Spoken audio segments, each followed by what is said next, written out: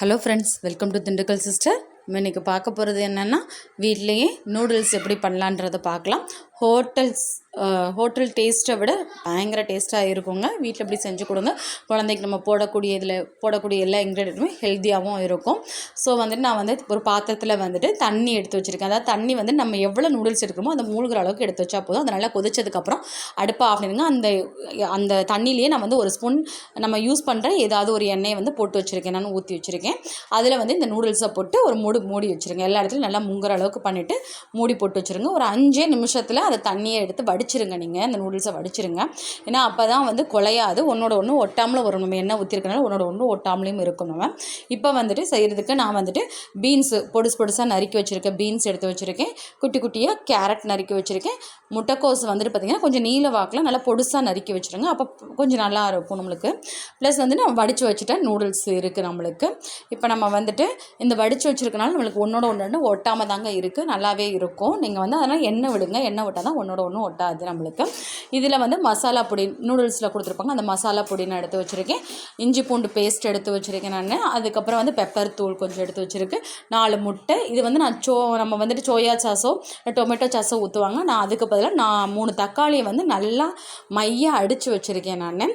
So இப்போ கொஞ்சமாக பாத்திரத்தில் தண்ணி வச்சு அதில் நம்ம எடுத்து வச்சுருக்க பீன்ஸையும் கேரட்டையும் போட்டு கொஞ்சம் உப்பு போட்டுருங்க. இந்த இதுலேயே காயில் கொஞ்சம் உப்பு பிடிக்கணும். இதுலேயே உப்பு போட்டு இந்த காயில் நல்லா வேக வைங்க. வேக வச்சுட்டு இது ஒரு 3/4 பதத்துக்கு வந்ததுக்கு அப்புறமேலு முட்டைக்கோஸை போடுங்க. போட்டு ஒரு 5 நிமிஷம் திருப்பி வேக வச்சிங்கன்னா நல்லா வெந்துடும்.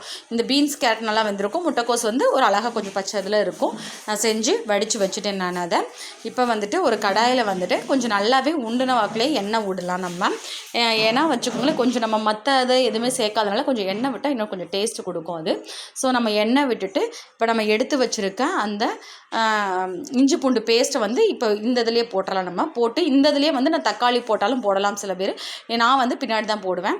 ஸோ இதில் அந்த காய் நம்ம எடுத்து வச்சுருக்க காயை போட்டு ஒரு பரட்டிடுங்க. அதில் கொஞ்சம் நல்லா சுற்றி கொண்டு நடுவில் முட்டையை உடச்சி விடுங்க. அப்போ தான் எல்லா காயிலுமே அந்த முட்டை சேரும். ஸோ நம்ம இப்போ முட்டையை உடச்சி விட்டுறலாம். இது பார்த்திங்கன்னா நல்லா லைட்டாக தான் பரட்டணும். நம்ம உடனே பரட்டினா குட்டி குட்டியாக வந்துடும். இது எல்லா காயிலுமே இந்த முட்டை நம்மளுக்கு சாரணும். ஸோ எல்லாத்தையும் நம்ம பரட்டினதுக்கப்புறம் இந்த மாதிரி வந்துடும் நம்மளுக்கு.